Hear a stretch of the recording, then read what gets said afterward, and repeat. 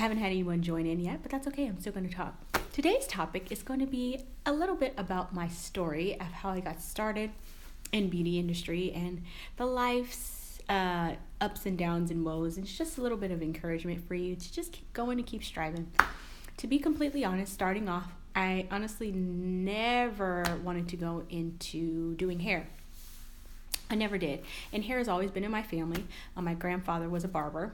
For those of you that don't know, you've probably seen the picture of me doing some barbering on someone, and then my grandpa, there's a picture of him, and then my cousin. So like three generations of barbers. And so I never wanted to do hair. I just always wanted to do makeup and aesthetics. I always wanted to go to school for aesthetics. And my dream place, that everybody who knows me personally, was New York. I wanted to go to Aveda. I had already put in my stuff. I sent over my transcripts from my college and was like, look, I'm coming to New York. Put in my stuff early. I didn't apply, but I had sent over transcripts. Who does that? Like I did. But when you follow God and when you pray and you allow for him to lead you in the direction that he has for you, sometimes it's not where you think you're going to go. But starting from the beginning, I try not to go on too much of a rant and stick with the subject because I tend to go in squirrel mode, so I'm going to bring it in. So I graduated from college in 2011, and at that time I started doing like makeup, and I had eventually, what I had first started doing, roll the tape back a little bit further, is 2008, I started Mary Kay Cosmetics. And the reason why I did it was because I won this facial contest with this lady that was an amazing woman, Casey. Hey girl, I miss her, I love her. She was my sales director. And we had won this facial on a campus, and me and two of my friends, and it was so much fun. Like I had known Mary Kay and I've heard of it before, but I had never really joined or anything like that. I knew people that use the products. And so I started doing Mary Kay after my friend was like, girl, you could do this. This is so you, Ebony. And I was like, well, I don't know. It wasn't until I had like $100 left to my name. I hadn't worked on campus. I hadn't had a job. I just was a full-time student. And I was just like, I'm so broke. I need some money. And I thought about doing Mary Kay. I had $100 left to my name. And I spent that money on that kid, honey. And I started selling that makeup. And I brought my friends over to do those facials. And I ended up going to becoming a star consultant and senior beauty consultant because my cousin joined. Hey Lily, because we were always talking about we're gonna do makeup, and she was the hairstylist in our family. She was the first cosmetologist in our family, but hair was never my thing. So I graduated college. I started off doing Mary Kay. Well, I hadn't graduated college yet, but 2008 I started Mary Kay, and then after that, after 6 months, because it got a lot to me doing that and trying to do school full time, I just eventually stopped. That's the story of my life too. Quitting, stopping, starting. God's dealing with me and my inconsistencies, though. But eventually I got a job with Macys, though. So that doing Mary Kay kind of helped me go back into makeup when I had to take some time off of school because financial reasons. But eventually I got back on that boat, did the makeup thing, and I started working for all the different lines. So I floated, and I liked it because I wasn't bored. So I can get bored really quick. Those that are artistic, you already know how that is. I got bored. I wasn't bored, but I get bored sometimes. So I have to stay stimulated artistically, and I'm that person. So anyway, a lot of artistic people are. But so I went to school for marketing and advertising, so that kind of came into play with doing makeup and stuff like that too. But I was working for Macys for about 8 months, maybe. 8 October to May.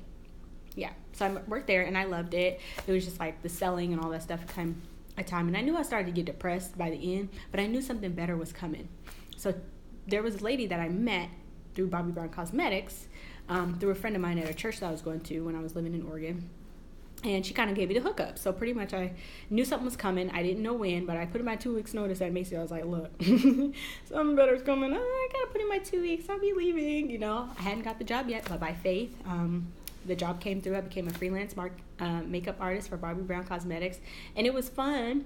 Some things that happened, I ended up going back to school. There was no more hours available, but I loved it. And I was making like $9 more than I had ever made in my life. So I was like, whoa, I never made this kind of money before. So it was just like I had favor, and I knew makeup was somewhere where I wanted to be. Anyway, moving forward from that, I finished college in 2011. But like, since the Bobby Brown thing didn't work out, I was encouraged to just like, well, maybe you should start doing stuff for yourself, you know? So I started my little freelance. That's where Cherie Van Charles comes from. And Cherie Van Charles, Cherie is my middle name and my dad's middle name put together. And so he was an artist. He was artistic. He could cook. He could sew probably, and he could draw. He was a very artistic person. Put together projects, all that. And so between him and my mother, I'm a very artistic person, and so I just love that name. And God had gave me that name well in college, way before I did Mary Kay or anything. So I was already using that name to do like makeup and stuff, but I hadn't officially like, you know, started anything with it. But I started doing makeup and stuff and just doing pro bono work, and here and there. I wasn't full-time or anything. I just wanted to do something on myself, and I was tired of being owned. Work for other people, you know how that could be. But it worked out in my favor. Eventually, people would call me to do stuff, and it was just awesome. And a lot of my older pictures I posted on here from stuff that I did way back in the day, years ago. People would call me to just come and do makeup for free, and I loved it. I didn't get paid for it all the time. It was just something that I wanted to do because I wanted to make people feel beautiful and confident and awesome and all of that.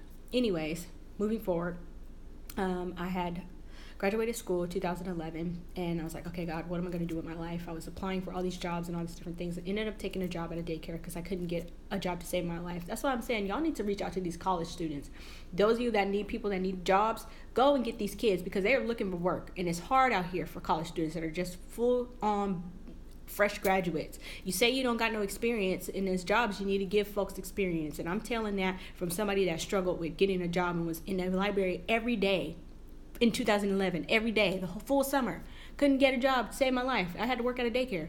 I'm not grinding. Thank God for that woman that employed me, but it's hard out here, and I had 2 college degrees. Now, y'all need to check these college students. Them are some of the best engineers and the best marketers and best people that you'll ever have because they got fresh, new ideas, and they're ready to go. That's just my encouragement to those of you that are employers out there. Go get them college students. You need to recruit them. But anyway, so that was my life in 2011. I worked at a daycare. Wasn't really doing the makeup thing. Ended up moving back to Oregon, moving back to Seattle. Story of my life. That's going to be in a book. Don't worry, it's coming soon.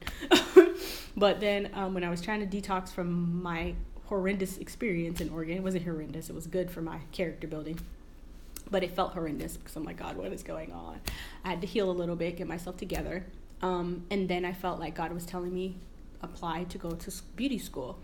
But I'm like, okay. And I still had that inkling to want to do makeup, but I was just like, for what? And it was more like for hair. And I was like, seriously? But I did it. And I was like a little apprehensive about it before because I had exhausted all my financial aid with college. I was a 5th-year senior, proud of it. I finished. That's all that matters. And I was just like,